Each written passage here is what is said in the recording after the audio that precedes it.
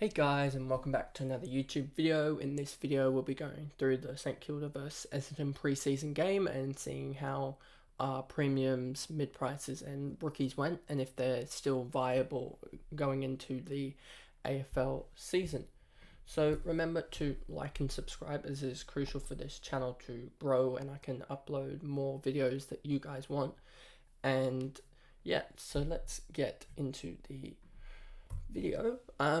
As you see on screen, I've got the St Kilda Essendon match stats up on screen, and we'll just go through the players and how they went. Mason Wood topped the fantasy charts at 137, and that's just because he had 15 marks, 28 disposals, 1 goal, 1. He won't do this against regular teams in my opinion. He will probably average, let's just check here if I readjust the statistics. These price ranges. Would he averaged 72 last year, so I expect him to probably average maybe 75 or 80 if he plays a full season. So not anything to say that he's going to go ballistic and score 137 each game. He will still be a good scorer at 80, but it's just not fantasy friendly considering that he has a 72 to his name and there's not much growth there. Rowan Marshall, that's exactly what we wanted to see, 119 on limited hitouts as he got beaten up by Draper and Wright. And there wasn't much, as we expected, there wasn't much in the ruck for St Kilda after him. So that's really, really good signs, and I think that will just increase his ownership. Mcgrath, 110, and this has sort of sparked me going on about him into my team after this performance and seeing his role, because I really like his role being that, especially with the likes of Ridley there as well, and they're sort of doing a kick.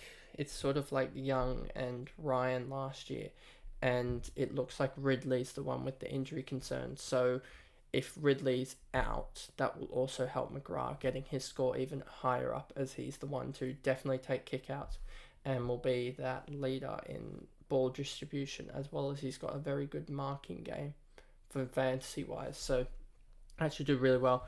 Bro Crouch, 109. What did he average last year?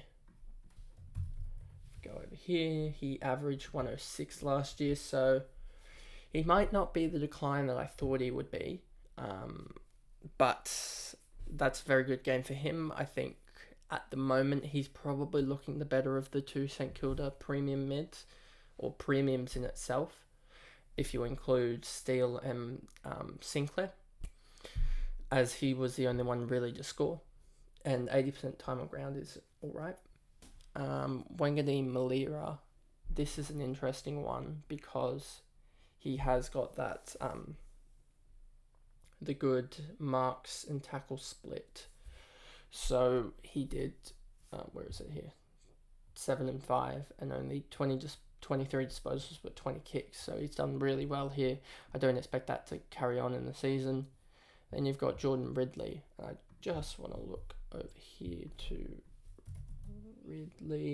Ridley 669. The only reason I went with Mcgrath over Ridley was that Ridley has some injury concerns already, and that's the big problem with him, is that he might get injured throughout the season. Yeah. So that's that. Next up, you've got Merritt, 98. Good again. 86% time on ground. Setterfield, 91. He might sneak into a couple teams because of that. Him getting only 90. Because of him getting 91 and him being, if we look up here, 69 average last year, so that's plus 20 odd. That's good enough for that position. Wilkie won't do this consistently, as I don't think St Kilda will play a marking game as much, so I don't think Wilkie Sinclair will do that well. Jake Kelly, 84, another high mark game. Zirk Thatcher, a good game, but I don't think he'll do that well. Perkins is another one that you got to look at and think, will he step it up? And he averaged 59 last year, so you're really looking for almost 90 out of him, and he got 80s or 59, so you're looking at 80, and he got 80, so that's pretty good. Owens, take away those 3 goals, bring it down to 1, and he's got 68 there, so he's not going to kick 3 each week. And he averaged 53 last year, so that's still some upside, but not terrible upside. Butler, 80, 9 tackles in that. Stocker, 79, if we look at Stocker.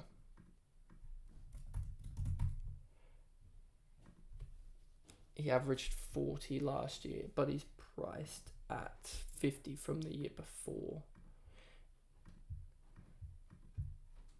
So, is he an option? Probably not. Just because you have all the other Saints midfielders to go in there.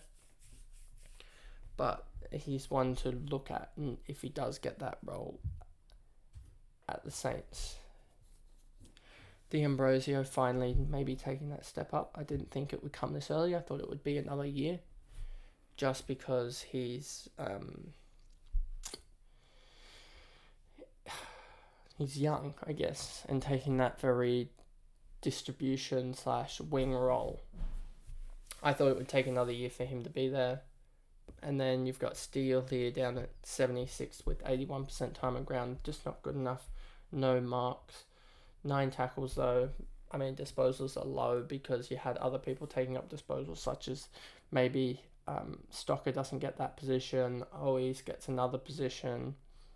You know, Sinclair's the next one because, like, Draper, 75, and he had a pretty... Well, he had Rowan Marshall in the ruck, but which allowed him to, I guess, dominate the hit-outs. So if he comes up against other guys, you'll see him probably get slightly less hit-out. So 75 is, I believe, an upgrade a little bit for Draper, but, like, priced in at 59, you really need him to go 80, 85 in the ruck position. Oops. So he's just not a good option, I don't think. Sinclair, we just talked about, he's not going to get the marks. Bytel was an interesting one at 330k, I believe. So we'll see if he gets a round 1 game. Redmayne, 68. Probably not the best, considering that you have just that he did play 77% time on ground, and that will go up, but, like, he took 6 marks, only 17 touches. Same really with Josh Battle. These guys are just, like, you really need a better role than what they're getting for them to get more points above their average. Hunter Clark, the role really just doesn't look like it's there. Davey Jr. looked really good from what I saw of this game, and 79% time on ground. If he actually plays round 1, that will probably go up to like 83, 84. And if he can hold 58, then he's priced at like 24 or 25. So to be plus 30 odd is pretty good. And then we scroll down a little bit more. Only real interesting one is Jai Menzies. I guess, again, I'm pretty sure he's priced relatively low. Jai Menzies is priced at roughly 31 or so, I believe. So for him to get 53, if he can consistently get something around that mark, then he's up there. I wouldn't say he's like a certainty, but he's certainly up there. Philippou, and this is the reason why I'm like that I have the likes of Philippou on the bench and not starting over the likes of Harry Sheasel, is just because his role seems very similar to Josh Rochelle in the fact that he's going to get he's going to get those big scores sometimes. Like when he kicks, say, a bag or something like that. And then he'll have scores like 40, 30 and stuff. And I just cannot have that on field. And that's why I went with the likes of Harry Sheasel after seeing his performance in the trial game. That he sort of has that better mix of time on ball, I guess. So that's why Philippou is on the bench at the moment, and we'll see what happens there with regards to players. the bench unit when teams get named on Thursday next week, I think it is. So, and Parish 39, he got injured, so strike a line through him, I guess, now, officially, for him. And I believe Caldwell got injured as well. A lot of injuries for Essendon, and that's that, I guess. So if I go back to the main screen, that's my review of St Kilda versus Essendon preseason game. And, well, many injuries, so a lot to look at for players.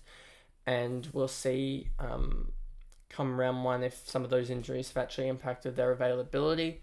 But as I said before, quite recently, remember to, if a player has had an injury preseason, to really look at that and think, are they going to be able to play at their best? And to look at all these guys' roles and see if they're playing a fantasy-friendly role, number one, and if that role is above their average in most cases, unless it's an uber premium that's just going to score that big 110, 115 anyway. So thanks, guys. There'll be playlists up in the corner for the other previews of the teams, my AFL fantasy content, and the other preview preseason games. Thanks, guys. Goodbye.